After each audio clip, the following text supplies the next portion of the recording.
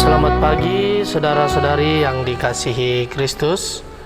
Mari kita mengawali hari yang baru ini dengan mendengarkan firman Tuhan yang diambil dari Injil Lukas bab 9 ayat 46 sampai dengan ayatnya yang ke-50.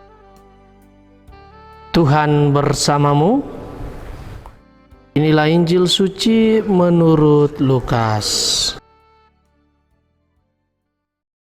Sekali peristiwa timbullah pertengkaran di antara para murid Yesus tentang siapakah di antara mereka yang terbesar. Tetapi Yesus mengetahui pikiran mereka. Karena itu ia mengambil seorang anak kecil dan menempatkannya di sampingnya. Lalu ia berkata kepada mereka, "Barang siapa menerima anak ini demi namaku, dia menerima aku, dan barang siapa menerima aku, menerima dia yang mengutus aku. Sebab yang terkecil di antara kalian, dialah yang terbesar." Pada kesempatan lain Yohanes berkata, "Guru, kami melihat seseorang mengusir setan demi namamu, dan kami telah mencegahnya karena ia bukan pengikut kita." Tetapi Yesus menjawab, "Jangan kalian cegah, sebab barang siapa tidak melawan kalian, dia memihak kalian." Demikianlah sabda Tuhan. Saudara-saudari yang dikasihi Kristus, tema yang akan kita renungkan pada hari ini adalah mengenai jangan remehkan sesama. Saudara, popularitas menjadi sesuatu yang masih diperjuangkan sampai saat ini. Ketenaran bahkan menjadi ukuran bagi seseorang dalam berbagai hal. Misalnya bidang seni, politik, bahkan agama atau bidang-bidang lainnya.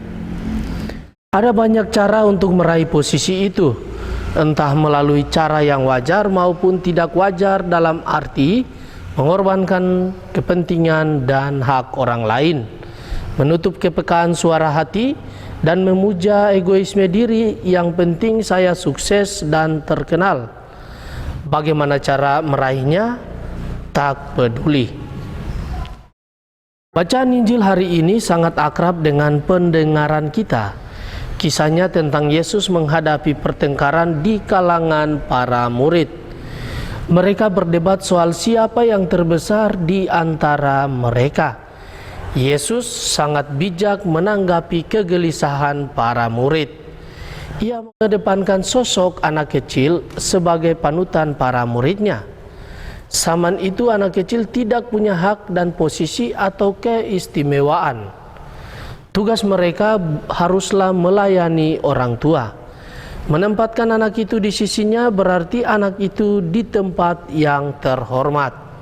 Suatu kehormatan saat itu jika tamu kehormatan menempati posisi di sisi kanan tuan pesta.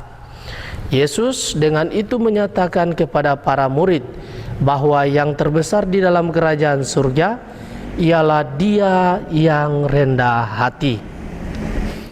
Dia bukan mencari posisi, tetapi dengan rendah hati menempatkan diri sebagai pelayan seperti seorang anak. Itulah sikap Yesus. Anak manusia datang bukan untuk dilayani, melainkan untuk melayani. Yesus mengosongkan dirinya sendiri dan mengambil rupa seorang hamba. Saudara-saudari yang dikasihi Tuhan, paradoks yang disampaikan Yesus tentang siapa yang terbesar dalam kerajaan surga dengan menempatkan seorang anak sebagai model menunjuk pertama-tama bukan pada kedudukan dan status, tapi pada semangat kerendahan hati. Dalam diri seorang anak kecil terdapat sikap kepolosan, kepasrahan dan kerendahan hati yang merupakan nilai kualitatif dalam kerajaan surga. Maka para murid yang sejati adalah mereka yang dilengkapi dengan kualitas kerendahan hati untuk saling melayani. Dalam pelayanan, kerendahan hati adalah kualitas hati yang amat berharga karena mengandung rasa hormat kepada mereka yang dilayani, memiliki kepekaan dan kepedulian terhadap orang lain. Dengan kerendahan hati, seorang pelayan akan menjadi orang yang berbudi luhur dan terhormat. Kebesaran dan kehormatan seseorang terletak pada ketulusan dan cinta yang diberikan kepada orang lain. Amin. Marilah berdoa. Tuhan, pada pagi hari ini kembali kami naikkan syukur dalam doa dan permohonan.